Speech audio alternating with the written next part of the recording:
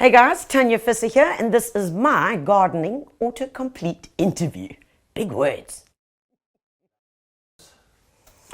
These are the 8 questions that you have searched the most on the internet. Gardening questions, that is. So let's take a look. Is my garden south-facing? Okay, so is my garden south-facing? Good question. How do you know that your garden is south-facing? So if your garden is south-facing, it means that your garden is going to be in shade for most of the day. Is that a problem? I think it can be a challenge. I don't see it as a problem. Nothing is a problem. Come on, guys, it's just a challenge. Part of my garden is south-facing, and I've really had to just choose the plants very carefully about what goes in there. There are a couple of challenges that we are going to come across. The soil normally stays quite wet and damp. So you're going to need to add grit. What do we call grit? Grit can be coarse river sand. It can be making sure that you're adding in rough compost. That all helps that soil not stay so damp. You'll also know if your garden is south-facing if you find a lot of moss growing on it. Generally, if you've got paving, you're going to have a lot of moss growing there as well. So it means that we've got to be a little bit more diligent about walkways, pathways, because they can become slippery. In terms of plants, I actually kind of find it quite a challenge and quite interesting, because it's the plants that we can plant there which they're not the norm. And I'm going to answer it like this. They're plants that you would normally find in the indoor section of your local garden center, and they might be bromeliads, they might be achmeas, they might be some of those lovely leafy plants which actually love growing in the shade, because most of our indoor plants actually originated from the jungle, from areas which receive a lot of shade. So we've got to consider that when working in our garden. So if your garden is south-facing, you are going to head to, if there is a shade section, that's where you want to head. And you want to ask the questions. How much sun does this plant need? And that's going to help you along the way. But plants, and I'm going to give you a list that are going to love this, are the following. Consider plants like clivias, plectranthus, astilbes. Oh, what a lovely old-fashioned plant. Anthericums, beautiful. I'm going to go with a chorus, some lovely grasses that can also be used. Liriopes, love that area. Anthuriums, stenants. There are so many. I mean, if I have to start going, acubas. And I know it's like, I want you to stop speaking foreign to me. Stop speaking foreign. But the bottom line is you have options. You actually have a lot of options. And I don't think you should see this as a big negative.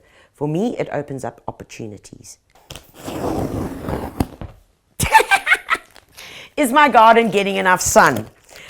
Well, that's truly in the eye of the beholder. Is my garden getting enough sun? Well, that all depends on what you are planting. Now, when it comes to all things gardening, I always use the simple thing. And the simple thing is as follows. I ask myself from whence the plant comes.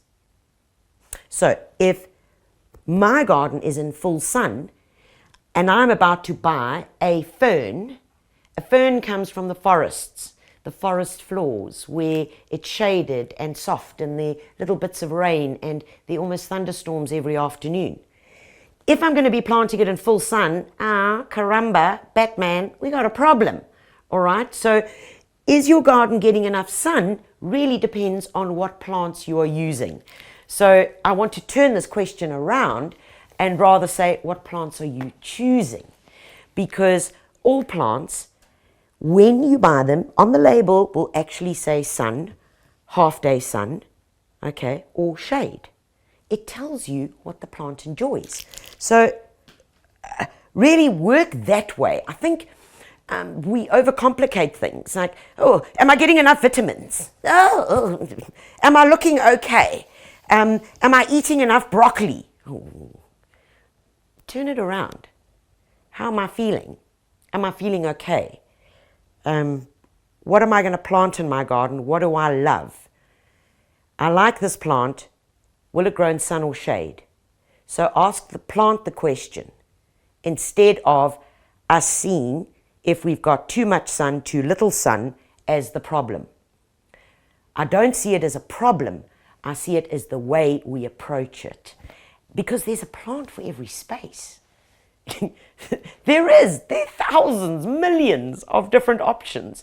How could there not be a plant for a space in your garden, whether it gets sun or shade or even just 1 hour of sun? There always is something.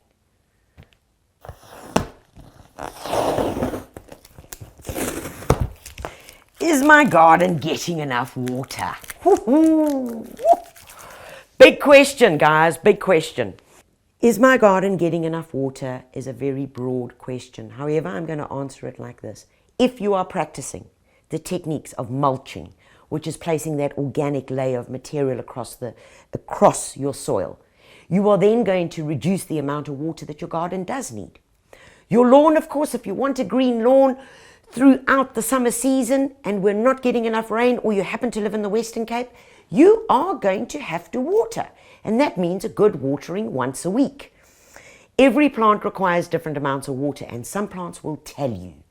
Okay, they will tell you, which is why I always advocate it is important. It really is so important for us to plant plants according to their water needs. So the ones that are the pretties with lots of flowers that we buy in those little punnets or in instant pots need to be grouped together, because those we can just get a watering can, give them a good watering once or twice a week, because they'll tell you when they need water. Your perennials, which are the ones like lavenders, like angelonias, that fall more towards the middle of a garden bed, would need less water, probably once every 2 weeks. Trees, established shrubs in the garden would need once every 2 to 3 weeks, if anything. However, there's one very simple rule. And all you're going to do is take your appendage, stick it into the soil and scratch around. You know, scratch around into the soil. You will see if the soil is dry. Remembering, as we're watering the soil, everything begins with the quality of your soil. The quality. How much organic material it's got it. What is the microbial activity? Are we adding compost every time we are planting? Are we mulching? Are we using organic fertilizers? Because when we get those things right, and we're mulching, and we are planting plants according to their water needs, we do not need to worry about, is my garden getting enough water? And the simple scratch of the finger will tell you, because normally when you bring your finger up and there's a bit of soil, like almost stuck to it, there's moisture in the soil, okay? Because it wouldn't attach if there was no moisture. It's good to go. You stick your finger in and it comes out dry, there's nothing attached to it, she needs manzi, okay? Then you need to water.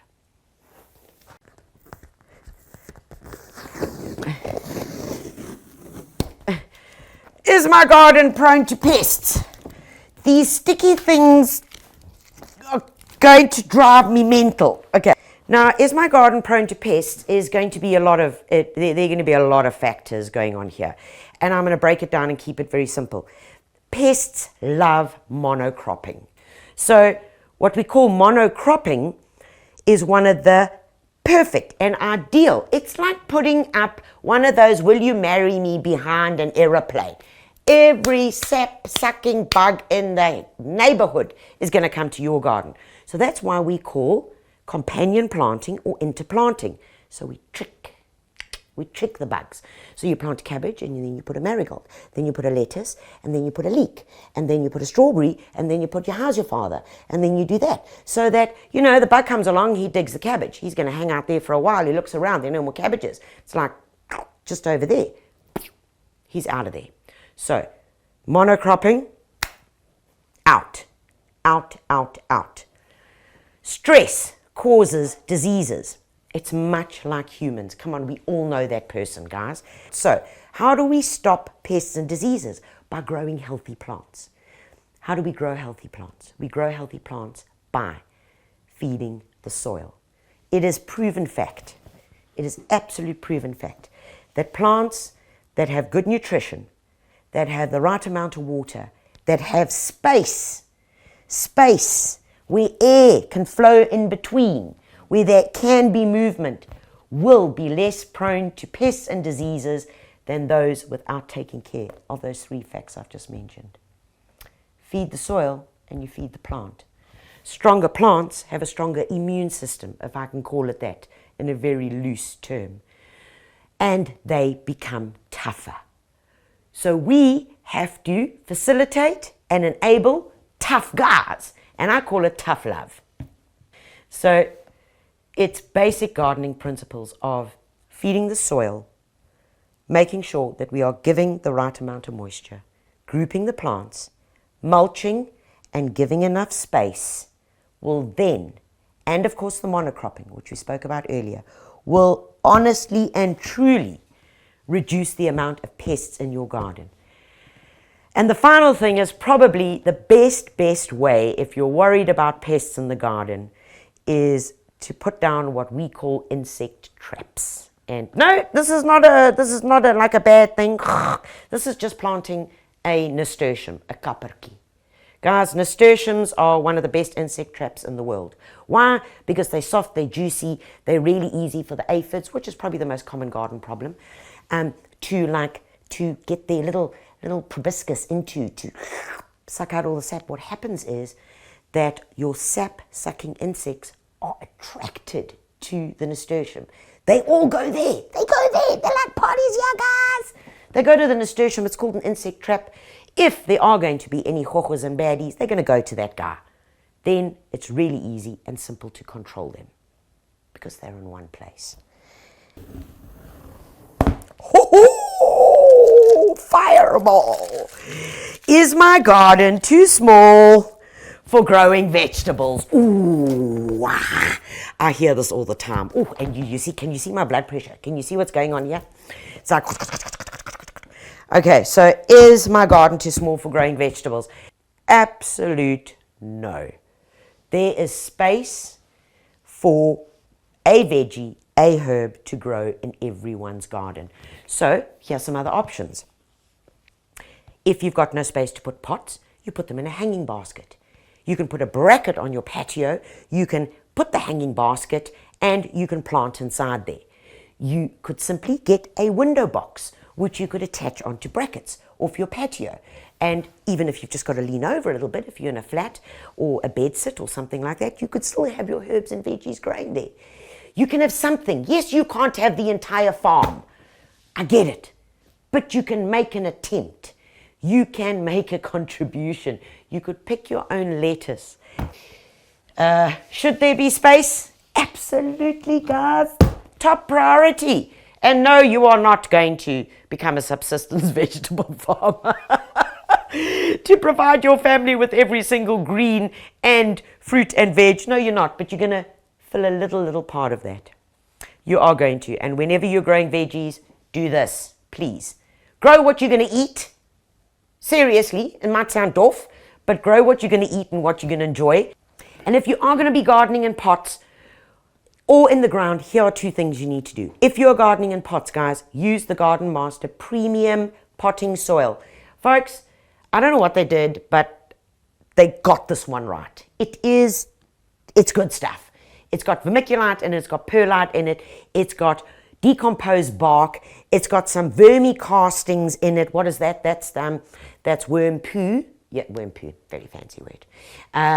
So it's got nutrition in it as well, and it's even got a bit of river sand in it. It's a great medium for using for planting. So use that in pots, and if you are preparing to plant into the ground, you must use a premium compost. Prepare the ground with compost, organic plant food, dig that in, rake it down nice and evenly, and get your babies in.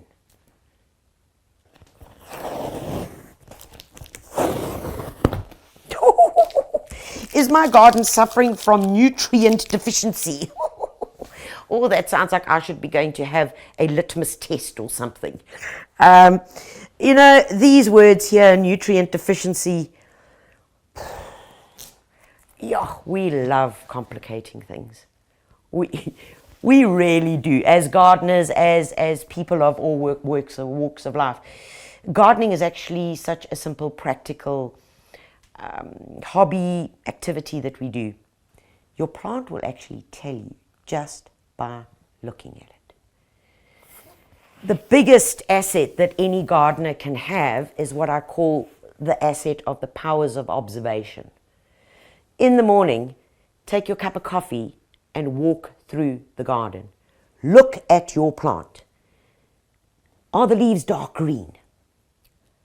Are they looking healthy? Is there a hoho there? The powers of observation will tell you.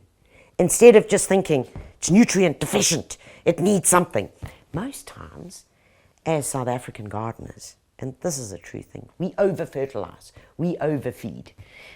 Nutrient deficient is, it's a big thing, but I'm going to say this to you. If you are feeding your soil, feeding the soil, adding compost every time you can, mulching, using organic plant foods every 4 to 6 weeks, or a liquid plant food, you are going to be on track.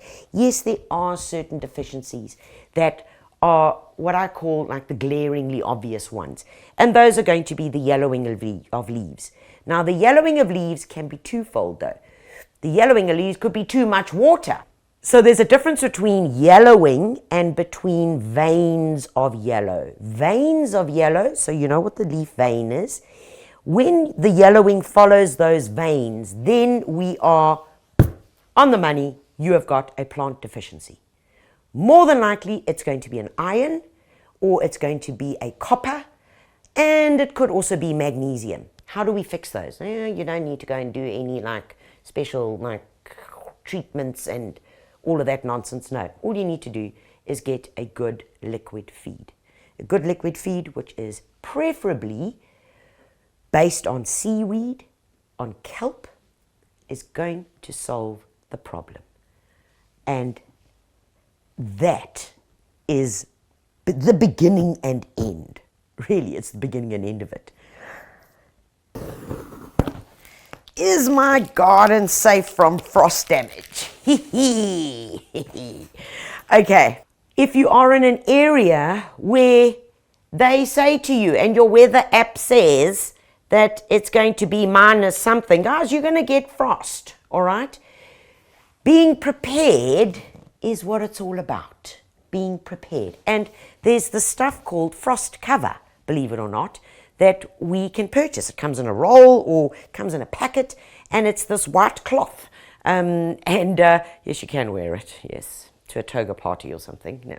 But seriously, what you need to do is put down the frost cover if we know that you are in a frost area and there are clear nights and the weather app says temperatures are going to fall below 0.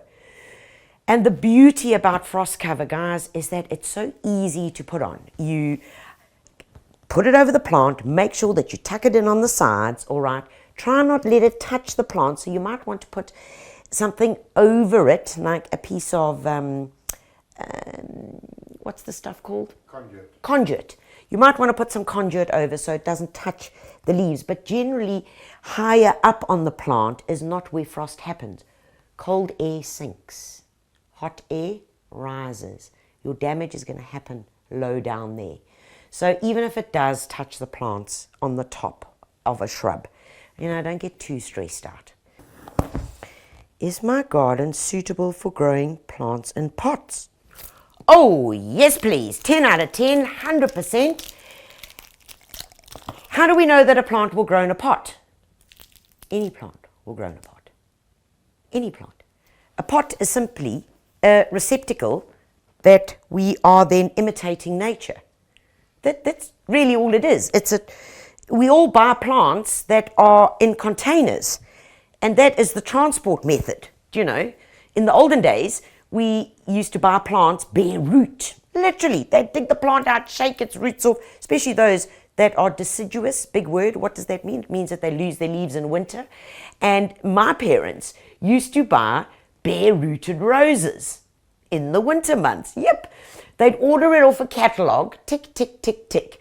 And then they'd literally get posted, or it would arrive on the train, their fruit trees or their rose bushes that would be bare-rooted, and then they would plant them. But nowadays, things have changed. So yes, the plants come in a pot where they have been grown in and nurtured, arrive at the garden centre, and then we purchase them. So anything can grow in a pot. And no matter how big or small your garden is, there's a pot and a place for a pot. Trust me, I've got hundreds. Well, folks, that is the completed autocomplete interview. And here's to you, and most importantly, happy gardening.